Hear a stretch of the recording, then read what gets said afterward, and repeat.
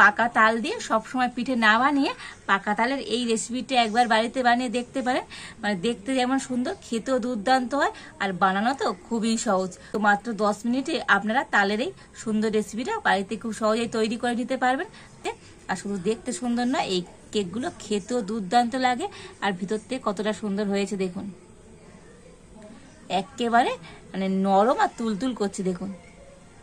তো তুলোর মতো নরম হয়েছে দেখুন বন্ধুরা, কতটা সুন্দর হয়েছে দেখুন, অসম্ভব সুন্দর হয়েছে আজকের এই তালের কেক। নমস্কার বন্ধুরা, রূপা রন্ধনশালে আপনাদের সকলকে অনেক অনেক স্বাগত জানিয়ে চলে এসেছি প্রতিদিনের মতো আবারও একটা দারুণ স্বাদের তালের রেসিপি নিয়ে। তো তাল দিয়ে আজকে আমি একটা দুর্দান্ত রেসিপি শেয়ার করব। আর এই রেসিপিটা বানানো হয়ে যায় খুবই তাড়াতাড়ি, আর বানানো তো খুবই সহজ। তো একবার যে কেউ দেখলে তো এই রেসিপিটা বাড়িতে বানিয়ে নিতে পারবেন, খেতেও দুর্দান্ত হয়। তো আপনারা সঙ্গে থাকুন আর প্রথম থেকে শেষ পর্যন্ত পুরো রেসিপিটা দেখতে থাকুন। আশা করি আজকের রেসিপিটা আপনাদের অনেক অনেক ভালো লাগবে। তবে চলুন দেরি না করে শুরু করে দিই আজকের রেসিপিটা। তো আজকের রেসিপির জন্য প্রথমে আমি তাল থেকে তালের পাল্পটা বার করে নেব।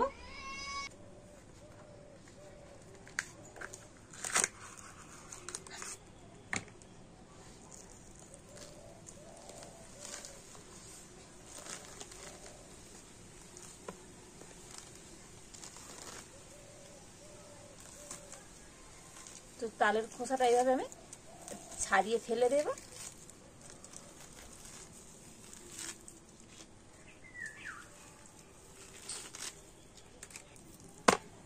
তো দেখুন 3টে আটি থেকে তালের খোসাটা তো মানে ছাড়িয়ে ফেলে দিয়েছি। তো দেখুন একটা আমি তাল ছানা নিয়েছি, আর এটা দিয়ে আমি আজকে তালের পাল্প বার করে নেব। তো একটা থালার উপরে তাল ছানাটা রেখে দিয়েছি, আর এবার আমি একটা তালের আঁঠে নিয়ে তো এইভাবে করে নেব।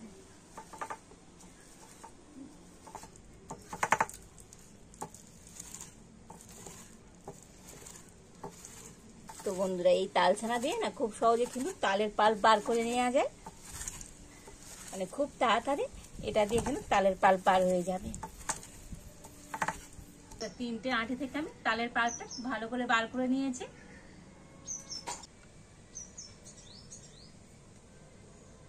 আর এবার আমি একটা পরিষ্কার জাল নিয়ে নিয়েছি, আর এটা দিয়ে এখন আমি এই তালের পাল্পটা ছেঁকে নেব।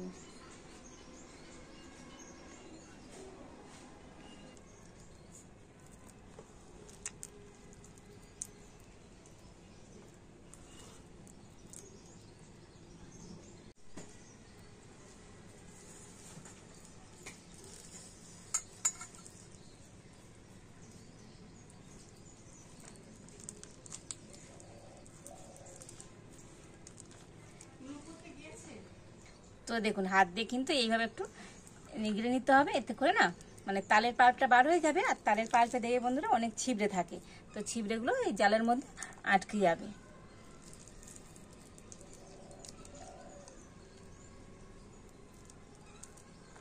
একটা জায়গা নিয়ে নিয়েছি, আর এর মধ্যে নিয়ে নেব হাফ বাটি সুজি।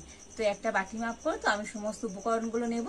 তো আপনাদের হাতের কাছে এরকম বাটি কিংবা কোনো চায়ের কাপ থাকলে তো সেটা মেপে সমস্ত উপকরণগুলো নেবেন, দেখবেন আজকের রেসিপিটা তো আপনাদের একেবারে পারফেক্ট হবে।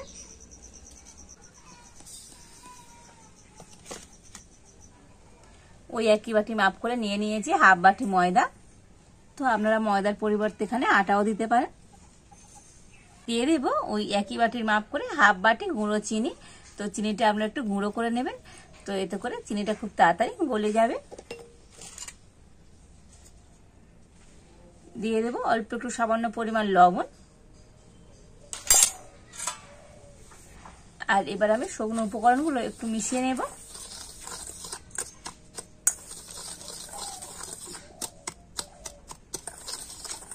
তো সমস্ত শুকনো উপকরণগুলো একটু মিশিয়ে নেবার পর এর মধ্যে দিয়ে দেবো তালের পাল্প। তো যে বাটি মাপ করে আমি ময়দা সুজি নিয়েছি, আর সেই বাটি মাপ করে নিয়ে নিয়েছি এক বাটি তালের পাল্প। তো দিয়ে দেব।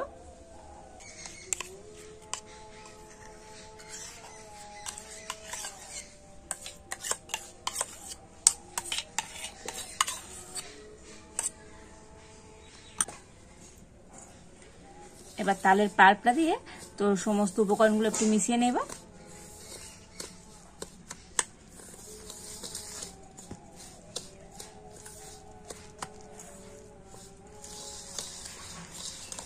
তো দেখুন তালের পাল্পটা দিয়ে তো সমস্ত কিছু ভালো করে মিশিয়ে নিয়েছি, তবে ব্যাটারটা অনেকটাই টাইট আছে, তো ব্যাটারটাকে একটুখানি পাতলা করে নিতে হবে। তার জন্য এখানে আমি নিয়ে নিয়েছি দুধ। তো এটা গরুর দুধ, আগের থেকে আমি ফুটিয়ে ঠান্ডা করে রেখে দিয়েছিলাম। তো সেই দুধ অল্প করে দিয়ে ব্যাটারটাকে গুলে নেব।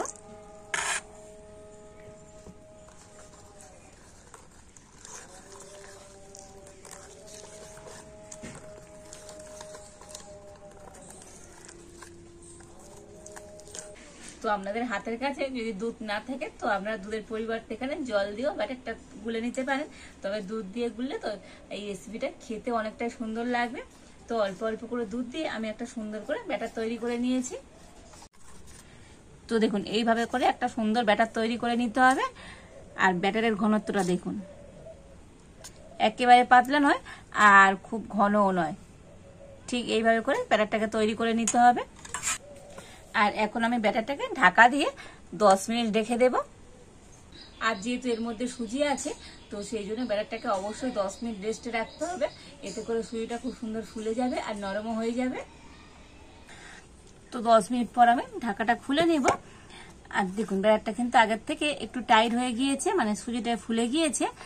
আর এবার আমি এই ব্যাটারের মধ্যে দিয়ে দেব অল্প একটু বেকিং সোডা, মানে খাবার সোডা, এই চামচের 4 ভাগের 1 ভাগ দিয়ে দিলাম। আর দিয়ে দেবো বেকিং পাউডার, তো একই পরিমাণে বেকিং পাউডার আমি দিয়ে দিচ্ছি। আর বেকিং সোডা বেকিং পাউডার দিয়ে তো ব্যাটারটা একটুখানি ফেটিয়ে নেব।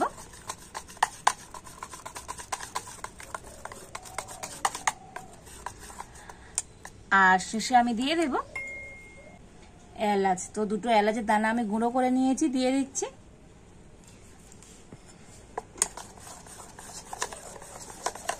তো এলাচের গুঁড়ো দিয়ে আবারও আমি ব্যাটারটাকে একটু ভালো করে ফেটিয়ে নেব। তো দেখুন সমস্ত কিছু দিয়ে ব্যাটারটাকে কিন্তু খুব সুন্দর করে আমি ফেটিয়ে নিয়েছি।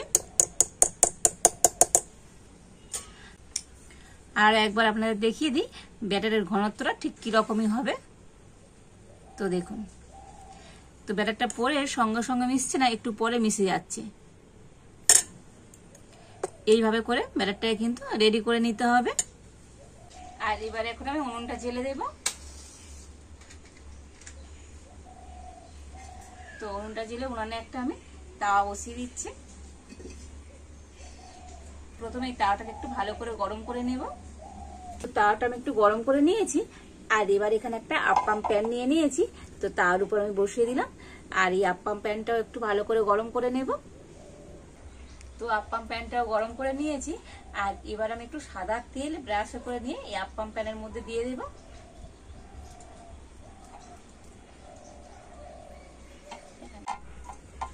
তো দেখুন প্রত্যেকটা আপ্পাম প্যানের মধ্যে একটু করে আমি সাদা তেল দিয়ে দিচ্ছি।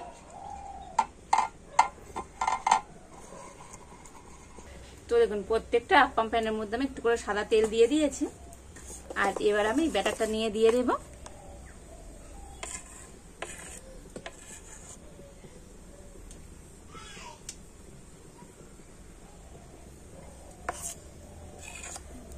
তো একদম ভরে ভরে দিইনি, অল্প একটু সামান্য খালি রেখে আমি ব্যাটারটা দিয়ে দেব।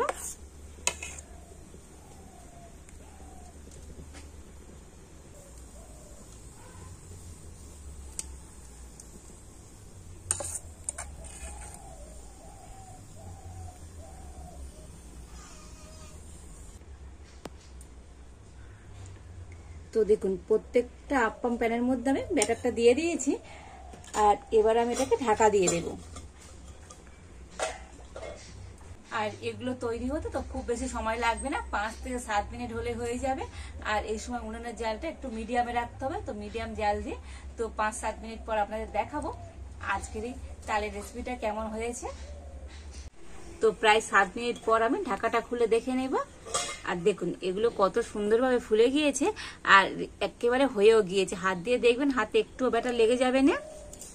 তো যদি তাও আপনারা বুঝতে না পারেন তো একটা কাঠি নিয়ে নে আর এইভাবে কাঠিটা একটু গেঁথে দেখে নেবেন।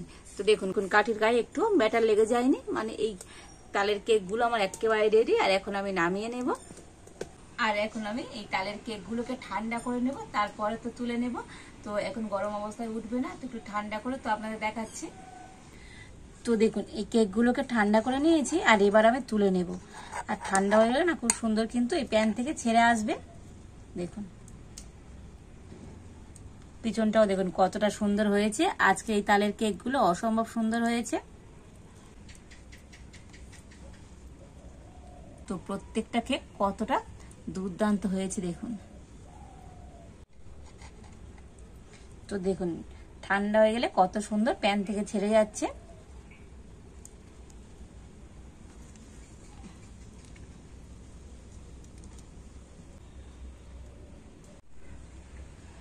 তো দেখুন এই সমস্ত কেকগুলো আমি প্যান থেকে তুলে নিয়েছি। তো আরো একটু ব্যাটার রয়ে গিয়েছে আর একইভাবে আমি আবারও কেকগুলো তৈরি করে নেব। তো দেখুন সমস্ত তালের কেকগুলো তৈরি করে নিয়েছি আর একটা প্লেটে খুব সুন্দর করে সাজিয়েও নিয়েছি। আর আজকের এই তালের কেকগুলো কতটা সুন্দর আর কতটা লোভনীয় হয়েছে দেখুন বন্ধুরা। তো মাত্র 10 মিনিটে আপনারা তালের এই সুন্দর রেসিপিটা বাড়িতে খুব সহজেই তৈরি করে নিতে পারবেন।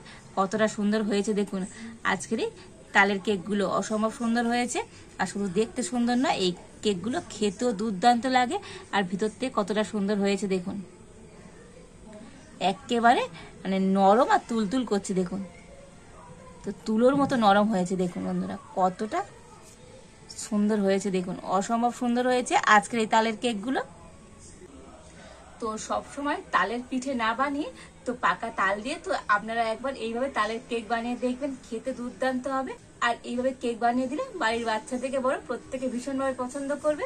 তো আজকের আমার এই তালের কেকের রেসিপিটা আপনাদের কেমন লাগলো অবশ্যই কমেন্ট করে জানাবেন। ভালো লাগলে লাইক শেয়ার সাবস্ক্রাইব করবেন। আজ এই পর্যন্ত, আপনারা ভালো থাকুন, সুস্থ থাকুন। দেখা হচ্ছে নতুন কোন একটা রেসিপি নিয়ে।